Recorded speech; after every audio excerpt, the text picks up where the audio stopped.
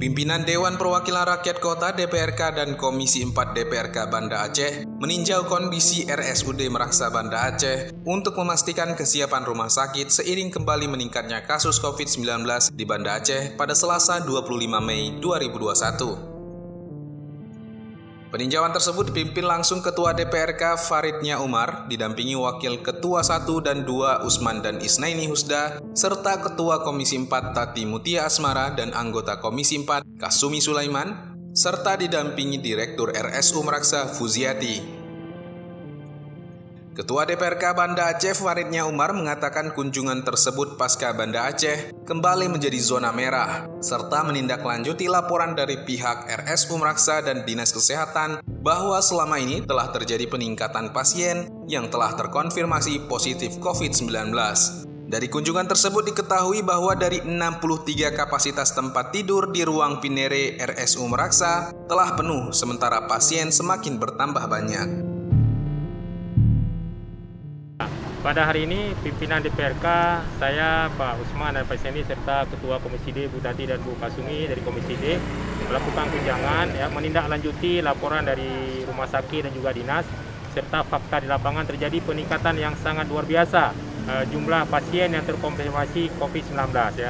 Dari kunjungan kita melihat dan juga mendapatkan informasi dari pihak rumah sakit bahwa dari 63 kapasitas tempat tidur di ruang Pinere Rumah Sakit Meraksa itu sudah full terisi dan pasien semakin bertambah. Coba bayangkan tadi malam ada 19 pasien yang dilakukan swab, hasilnya 18 orang adalah positif COVID-19. Ini sebuah alarm lampu merah bagi kita, bahwa harus semakin meningkatkan kewaspadaan. Karena itu kami tentu meminta agar pihak rumah sakit terus mempersiapkan diri, mengambil langkah-langkah kondisi darurat, termasuk tadi sudah disiapkan ruang Al-Bayan, ruang Raudah untuk sebagai antisipasi karena sudah fullnya ruang perawatan COVID di Pinere.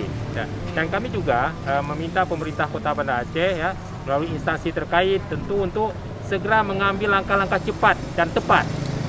Maksud cepat adalah kita tentu tidak ingin kemudian rumah sakit Meraksa ini menjadi lumpuh karena tidak mampu kemudian menangani pasien yang terus datang. Sementara tingkat kesembuhan sedikit dan tingkat kematian setiap hari ada yang meninggal di rumah sakit, kemudian karena itu dengan semakin besarnya potensi bertambahnya jumlah kasus yang terkonfirmasi positif, maka ada beberapa hal yang bisa dilakukan. Salah satunya adalah Dinas Kesehatan itu perlu memberdayakan Puskesmas, menyiapkan antisipasi agar Puskesmas kemudian siap juga untuk melakukan pengecekan, bahkan kemudian merawat pasien yang kemudian terkonfirmasi positif. Kemudian yang paling penting adalah ada beberapa pasien yang mereka setelah diobservasi kemudian positif itu tidak bersedia dirawat di rumah sakit atau kemudian dibolehkan pulang. Ini siapa yang memantau mereka? Karenanya dibutuhkan juga alur yang jelas dalam proses pengawasan para pasien COVID-19 yang ada di kampung-kampung. Di antaranya dengan melibatkan Pak Camat, aparatur kampung, Ulai Jurung atau kepala dusun, sehingga bisa dipastikan bahwa masyarakat yang terkonfirmasi positif itu bukan aib, tapi ini adalah dalam rangka untuk mencegah terjadinya ledakan kasus di Kota Banda Aceh. Jadi sekali lagi kita tentu mendorong dan mensupport upaya Rumah Sakit Meraksa untuk terus memberikan pelayanan terbaik pada warga kota, karena memang dari data yang ada bukan hanya warga Banda Aceh yang dirawat sini, tapi ada dari Aceh Besar dan di luar Aceh Besar. Karena itu kita juga mengharap agar pemerintah provinsi juga memberikan support bagi rumah sakit milik Pemko Banda Aceh ini, karena juga ada pasien-pasien di luar Kota Banda Aceh yang dirawat di sini. Demikian. Senada dengan hal tersebut, Ketua Komisi 4 Tati Mutia Asmara juga mengingatkan bahwa adanya lonjakan pasien COVID-19 sangat memprihatinkan. Ia berharap tenaga kesehatan dapat mempersiapkan diri menghadapi situasi tersebut. Yang pertama sekali mengharapkan bahwa hari ini lonjakan kasus itu adalah sesuatu yang kita ketahui. Dari pembicaraan saya dengan beberapa akademisi bahwa bisa jadi secara epidemiologi 27 kali lipat ada peristiwa yang kita tidak ketahui. Karena itu ini menjadi sebuah perhatian bagi kita semuanya. Tadi sudah beberapa hal disampaikan oleh Ketua DPRK. Harapan saya adalah yang pertama, seluruh nakes ini memang harus mempersiapkan diri dalam menghadapi lonjakan ini. Dan yang paling penting adalah bagaimana kesiapan juga dari sisi kerjasama koordinasi antara beberapa kota. Karena kita lihat tadi memang ternyata Kota Banda Aceh ada, tapi kita juga harus menangani kota di luar kita, yaitu kota Kabupaten Aceh Besar.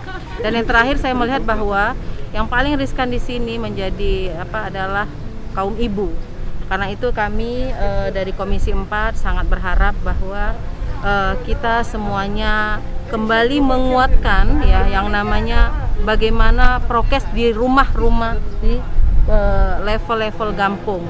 Saya mengharapkan kesiapan-kesiapan ini dilakukan dan dilibatkan aparatur kampung, tadi seperti dikatakan. Tapi yang paling penting adalah bagaimana pribadi-pribadi itu juga disiapkan. Bahkan kami ingin menyampaikan bahwa kalau bisa sekolah juga memiliki kepedulian untuk murid karena sudah mulai ada yang terpapar. Itu saja mungkin tambahan dari kami. Dan terakhir, apapun ceritanya, saya melihat masih ada sekelompok yang memang masih meragukan adanya COVID ini. Tidak bisa kita nafikan peran daripada ulama ini sangat penting di kampung-kampung. Karena terkadang, statement mengabaikan ini kadang-kadang keluar dari tokoh-tokoh masyarakat, pemuka-pemuka agama. Saya sangat berharap ada nanti himbauan yang kita bisa inikan dengan MPU, Bu, supaya kemudian nanti juga ada arahan tentang bagaimana kita bisa menghidupkan kembali prokes dan jangan abai terhadap COVID ini. Terima kasih. Tim Humas DPRK Banda Aceh melaporkan.